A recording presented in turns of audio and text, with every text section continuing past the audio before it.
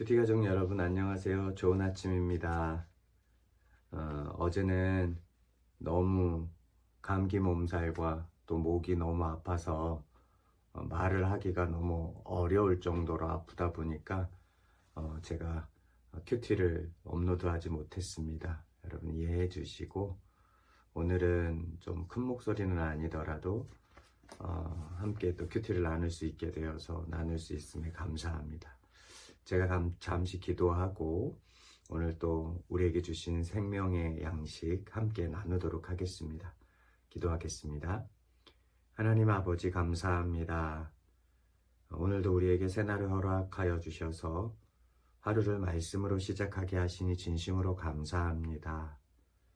하나님, 날씨가 많이 추운 가운데서도 우리가 말씀 안에서 우리의 영이 충만할 수 있도록 도와주옵소서. 주님의 말씀을 기대하며 예수님의 이름으로 기도드렸습니다. 아멘. 오늘 우리에게 주신 하나님의 말씀은 창세기 10장 1절에서 32절입니다. 창세기 10장 1절에서 32절 말씀 제가 봉독해 드리겠습니다. 노아의 아들 셈과 함과 야벳의 족보는 이러하니라. 홍수 후에 그들이 아들들을 낳았으니 야벳의 아들은 고멜과 마곡과 마대와 야완과 두발과 메색과 디라스요. 고멜의 아들은 아스그나스와 리밧과 도갈마요. 야완의 아들은 엘리사와 달리스와 기띔과 도다님이라. 이들로부터 여러 나라 백성으로 나뉘어서 각기 언어와 종족과 나라대로 바닷가의 땅에 머물렀더라.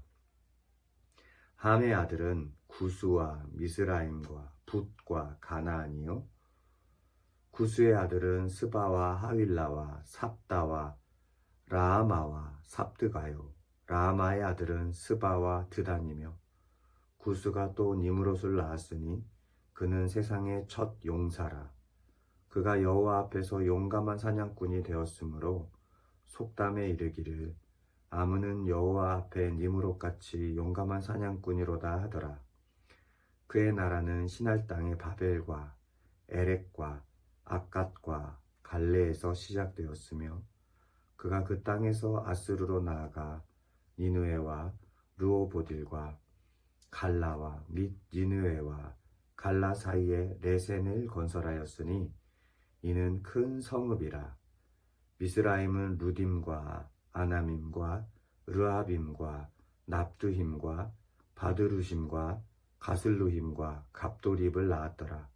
가슬루힙에게서 블레셋이 나왔더라. 가나안은 장자 시돈과 헷을 낳고 또 여부스 족속과 아모리스 족속과 기르가스 족속과 히위 족속과 알가 족속과 신 족속과 아루안 족속과 스말 족속과 하맛 족속을 낳았더니 이후로 가나안 자손의 족속이 흩어져 나아갔더라. 가나안의 경거는 시돈으로부터 그라를 지나 가사까지와 소돔과 고모라와 아드마와 스보임을 지나 라사까지였더라. 이들은 함의 자손이라 각기 족속과 언어와 지방과 나라대로였더라. 셈은 에벨 온 자손의 조상이요 야벳의 형이라. 그에게도 자녀가 출생하였으니 셈의 아들은 엘람과 아스루와 아르박삭과 룻과 아람이요 아람의 아들은 우수와 훌과 게델과 마스며 아르박삭은 셀라를 낳고 셀라는 에벨을 낳았으며 에벨은 두 아들을 낳고 하나 이름은 벨렉이라 하였으니 그때 세상이 나뉘었으며 벨렉의 아우의 이름은 욕단이며 욕단은 알보닷과 셀렙과 하살마웻과 예라와 하도람과 우살과 디글랏과 오발과 아비마엘과 스바와 오빌과 하윌라와 요밥을 낳았으니 이들은 다 욕단의 아들이며 그들이 거주하는 곳은 메사에서부터 스발로 가는 길의 동쪽 산이었더라. 이들은 셈의 자손이니 그 족속과 언어와 지방과 나라대로였더라. 이들은 그 백성의 족보에 따르면 노아 자손의 족속들이요 홍수 후에 이들에게서 그 땅의 백성들이 나뉘었더라. 아멘. 오늘 우리가 읽은 이 말씀은 노아의 홍수 이후에 노아의 아들이었던 셈과 함과 야벳이 각각 흩어져서 사는 이야기를 말하고 있습니다. 이거를 민족 목록이라고도 부르는데요.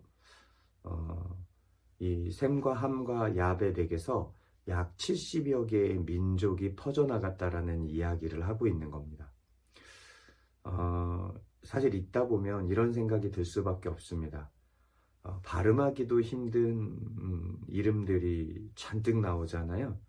그 이름들이 나오면 이걸 왜 이렇게 기록을 했나 이런 생각이 들 수밖에 없습니다. 하지만 성경이 기록한 데는 다 이유가 있겠죠. 하나님은 이 장을 통해서 메시지를 분명하게 담고 있습니다. 어떤 메시지를 담고 있냐? 하나님은 흩으시는 분이라는 겁니다. 그런데 흩으심이 혼란으로 인한 흩으심이 아니라 하나님의 계획 속에서 흩으셨다라는 것입니다. 우리가 알고 있는 것처럼 창세기 1장 28절에 생육하고 번성하고 충만하라고 얘기하잖아요. 하나님께서 만들어 놓은 지구에 흩어져서 아담의 후손들이 살기를 원하셨습니다. 마찬가지로 노아의 홍수 이후의 9장에서도 똑같이 얘기했잖아요. 생육하고 번성하여 충만하라. 하나님께서는 하나님의 백성들이 흩어져서 살기를 원하시는 겁니다. 흩어져서 세상 곳곳을 지배하고 정복해서 하나님의 왕적 권세를 가지고 다스리길 원하시는 것이죠. 10장 말씀은 그 하나님의 백성이 실제로 흩어져 나간 역사적인 사실을 기록하고 있는 겁니다. 이 10장을 우리가 읽어보면 반복되는 표현이 나오는데 셈과 함과 야벳의 족보를 다 기록한 다음에 이렇게 말합니다. 그들의 땅과 언어와 종족과 나라대로 각기 그들의 거처에 따라 하나님께서 사람들이 흩어지게 하셨고 언어를 나누셨고 지역을 달라지게 하셨습니다. 우리는 보통 흩어짐 하면 망하는 거라고 생각을 합니다. 제가 그렇게 생각을 왜 할까라는 걸 잠깐 생각해 보는데 우리 이런 얘기 있잖아요. 뭉치면 살고 흩어지면 죽는다. 뭐 이런 얘기 때문에 흩어지면 왠지 뭔가가 어려움에 처하는 것 같다라고 생각할 수 있겠지만 여러분 하나님은 흩어진다고 망하게 하지는 않습니다.